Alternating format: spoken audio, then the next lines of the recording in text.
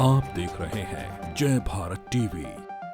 क्या जिस तरह से आप एकदम से सत्ताधारी दल में बैठे लोगों से टकरा रहे थे, क्या इसका खामियाजा है? क्योंकि हमारे पूर्व कोई अध्यक्ष हैं वो आए हैं और उन्होंने कहा कि इनसे गणेश जोशी मयंक वगैरह से मैं बात कर लेता हूँ गामा से, इनसे माफ़ी मांग लो और ये सारे मामले रफा दफा हो जाएंगे।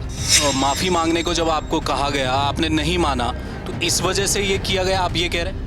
इसी वजह से तो ये सारे काम हो रहे हैं। पूरा का अगर हम करप्शन के खिलाफ या किसी के सपोर्ट में लड़ रहे हैं इस सिस्टम से, तो ये हमारे ऊपर मुकदमे लिखवा रहे हैं। देहरादून में सीलिंग की जमीन का करोड़ों का घोटाला, उसका खुलासा, नगर निगम से सीधा टकराव। हालिया दिनों में सरकार में मंत्री गणेश जोशी की आय से अधिक संपत्ति के मामले में चुनावी हलफनामे को सार्वजनिक करने वाले अधिवक्ता विकेश नेगी क्या सरकार और उसमें बैठे हुए ताकतवर लोगों के निशाने पर आ गए? मामला एक आया है जिसमें धोखाधड़ी, लाखों की धोखाधड़ी का मामला है और अधिवक्ता विकेश नेगी पर आरोप लगाए गए हैं कि उन्होंने किसी व्यक्ति के साथ लाखों की धोखाधड़ी की है। क्या पूरा मामला है, जानेंगे। अधिवक्ता विकेश नेगी हमारे साथ हैं।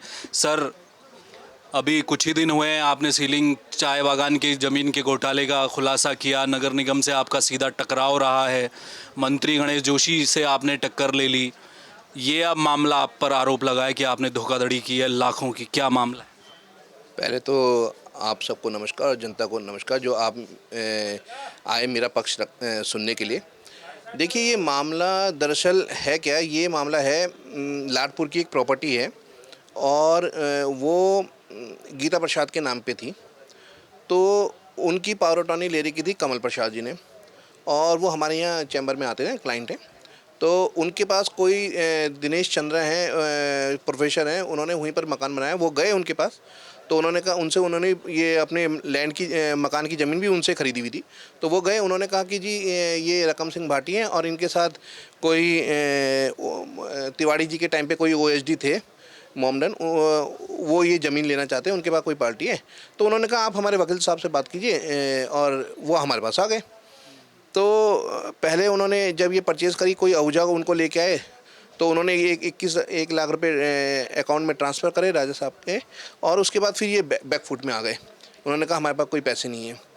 अब उसके बाद इन्होंने उसमें से रकम सिंह भाटी ने 10 लाख रुपए अपने पास अकाउंट में 5 लाख रुपए का चेक और 5 लाख रुपए नकद वापस ले लिए कि जी ये मेरा जो कमीशन वगैरह है। फिर उसके बाद ये किसी और को पार्टनरशिप में लेके आए, कोई जिंगल है और क्या नाम है ये, सॉरी, अशोक अग्रवाल, इनको लेके आए और इन्होंने कहा कि जी मैं इनके साथ पार्टनर बन रहा हूँ, आप इनको बोलना, इन्होंने पैसे दे। मैंने कहा ठीक है, आप बेचो, हमें क्या लेना देना, हमें तो जब राजा साहब की ज़मीन है आप सेल आउट करो, हमें क्या मतलब।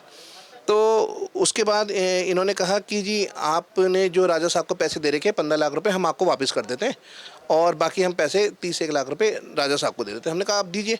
अब इन्होंने क्या साजिश रची, इनके पास आगे फर्दर पैसे नहीं हुए। इन्होंने एक वहाँ पर दिखा दिया कि हमने 93 लाख रुपए, मतलब 40 लाख रुपए नगद दिखा दिए और 35-40 लाख रुपए का चेक दिखा दिए, ट्रांजैक्शन वो जो आ रही है वो तो है ही। पर लेकिन उसके बाद इन्होंने 1.5 करोड़ रुपए उसमें ये दिखा दिया कि हमने डेवलपमेंट करे। भाई जब तुमने परचेज ही नहीं करी ज़मीन, तुम डेवलपमेंट क्या करोगे? भाई ऑनरशिप आपको जब मिली नहीं, ट्रांसफ़र नहीं हुई, तो आप कैसे डेवलपमेंट कर रहे किसी की? दूसरी चीज़, उसके बाद जब इन्होंने उसमें प्रार्थना पत्र जो तहरीर देरी की है, उसी पे इन्होंने लिखा है कि विकेश नेगी ने कहा मैं गामा से, वो सॉरी मेयर से और मंत्री से मैं नहीं डरता और इनके गुर्गे हमारे पाले हुए हैं। तो ये सब इन्होंने कह के ये सारा प्रकरण साजिश के तहत ये मुकदमा लिखवाया। विकेश जी, मामला तो चलेगा, मुकदमा भी दर्ज हुआ है, आप खुद में अधिवक्ता हैं, आप लड़ेंगे भी। आपको क्या लगता है, क्या जिस तरह से आप एकदम से सत्ताधारी दल में बैठे लोगों से टकरा रहे थे, क्या इसका खामियाजा है?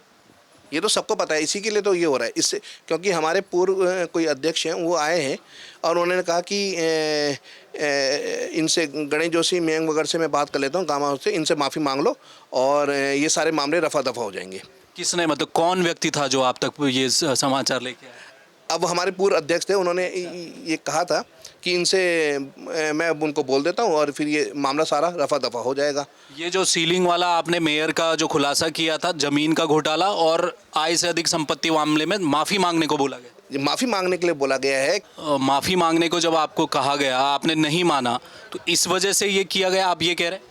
इसी वजह से तो ये सारे काम हो रहे हैं। इससे पहले राकेश डोभाल है, जो एक संपत्ति, एक हरिजन की ज़मीन जो 92 से काबिज चला रहा, हम उसकी पैरवी कर रहे थे। तो राकेश डोभाल जो पूर्व डीजीपी अशोक कुमार के साथ बैडमिंटन में पार्टनर है, और ये कमल विरमानी वगैरह जो ये अंदर गए हैं, ये सब पार्टनर थे। इन्होंने मेरे ऊपर जब हम कोर्ट का स्टे लेके गए तब मुकदमे लिखवा दिए, नगर निगम की टीम को लेके आए जबकि उसमें स्टे हो गया और कोर्ट से सिविल मैटर पेंडिंग था, तब फिर मुकदमा लिखवाया। एक्चुअली ये पूरा का, अगर हम करप्शन के खिलाफ या किसी के सपोर्ट में लड़ रहे हैं इस सिस्टम से, तो ये हमारे ऊपर मुकदमे लिखवा रहे हैं। विकेश नेगी का नाम तो हर जगह डाला जाए। इससे पहले इन्होंने अभी डोईवाला में लिखा है कि किसी का मौखिक अनुबंधन हो रखा, उसको विकेश नेगी जानते हैं। मौखिक अनुबंधन में मुकदमा दर्ज हो रहा है और उसको विकेश नेगी जानते हैं, इसलिए विकेश नेगी का नाम डालो। मतलब आज ये हो रहा है, हर चीज़ में विकेश नेगी का नाम डालो। हाँ विकेश जी, आप कह रहे थे कि आप डरेंगे नहीं। देखिए डरना क्यों, मैं सच की लड़ाई लड़ रहा हूँ, और लड़ाई में तो देखो मुझे पता है ये मेरे ऊपर झूठे मुकदमे लिखेंगे। अब जनता साथ है, कौन साथ है, ये तो वक्त बताएगा।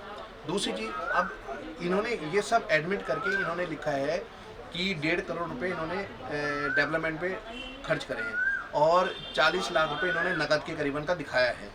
अब मैं ईडी में एक कंप्लेंट डाल रहा हूँ कि ये जो सारा पैसा है ये मनी लॉन्ड्रिंग का पैसा है, क्योंकि इनमें मंत्री और ये इनके साथ ये कहाँ से पैसा आया, जब ये इतने 1.5 करोड़ रुपया 40 लाख रुपए जो ये ब्लैक का दिखा रहे हैं, कहाँ से रहा।